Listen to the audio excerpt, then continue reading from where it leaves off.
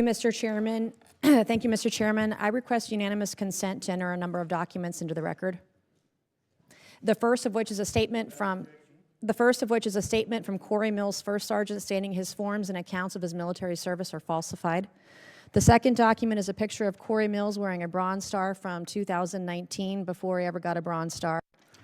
The third document is a document that conveys a Bronze Star medal and his life-saving care to the wounded, and according to the soldiers who were there, they said it never happened, according to the men who were there. The next document is a transcript of a conversation I had with Brigadier General Arnold Gordon Bray, who confirmed that he did not review, did not read, did not physically sign the form DD, I guess 638, form 638, that Mills submitted for a Bronze Star. And to be candid, he said, quote, "I didn't look at it."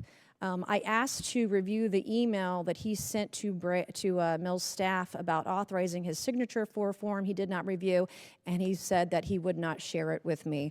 That's a future subpoena. I would like to enter to record a picture of Cory Mills, who says this is the second time he got blown up, but what he wouldn't tell people, that the blood on the pant leg in this photo is the blood of Sergeant Ray. It is not Cory Mills' blood. In the same series of photos he shares when he said he was, quote, blown up, are images of a Humvee that exploded with severe damage. That is not his Humvee. His Humvee purportedly was 50 yards away and suffered no damage and was not blown up.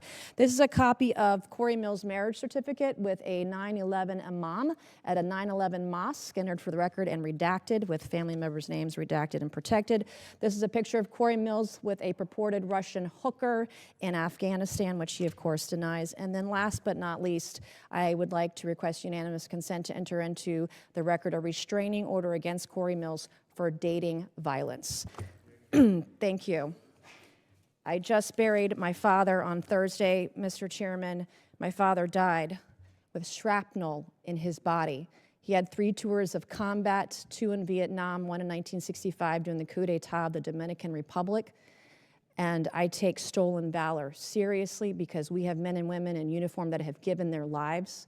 And an individual that steals the stories of dead soldiers or injured soldiers have no right to serve in this body, let alone on this committee. And so I take it very seriously. I want to thank you, Mr. Secretary, and the folks that serve under you in the Department of War. As my father lay dying on April 14th, there was only one thing that calmed him down, that gave him the courage to pass on to the next life. And that was for me to read stories and testimony from 3 different soldiers that we didn't have, our family previously didn't have. We've been doing a lot of research on my father's service when he received the Distinguished Service Cross with V device in 1968 in Dong Zai. He rescued every man in that battle, in that firefight, over a 2-day period. He rescued them dead or alive on his own. He stood up to take fire over and over and over again. He called on artillery, heavy artillery, onto his position. Within 100 meters of his position, the man should have never made it out of Vietnam alive. And in fact, his commanding officers kept him back in many cases because they thought he was on a suicide mission, because he was just so dangerous out there. But he saved the lives of so many soldiers. And so as he was taking his final breaths, I was provided by the Department of the Army some testimony of soldiers we didn't have, and diagrams and information. It was the one thing that calmed him down so that he could pass away knowing that he was a war hero and knowing that Jesus loved him.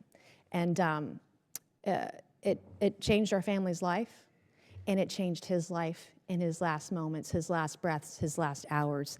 And for that, I am so grateful for the ship that you're running at the Pentagon and the Department of War. I have heard from people in the way that you're trying to innovate and trying to change the way we do business there. And I'm glad that you're firing people. There are people there that are getting in your way. They need to go. And the efficiencies that you want to bring, whether it's shipbuilding, whether it's cyber, whether it's AI, whether it's public-private partnerships, we have never seen a secretary at the Department of War who has been as innovative as you have. So I can't say enough good things about you right now. I was impressed. I was concerned about troops on the ground in Iran early on, and I was impressed with where we are today, how those soldiers were evacuated that got in that flight that crashed. But everything I have seen, you have surpassed all of my expectations, and I just want to say thank you from the bottom of my heart, and God bless you.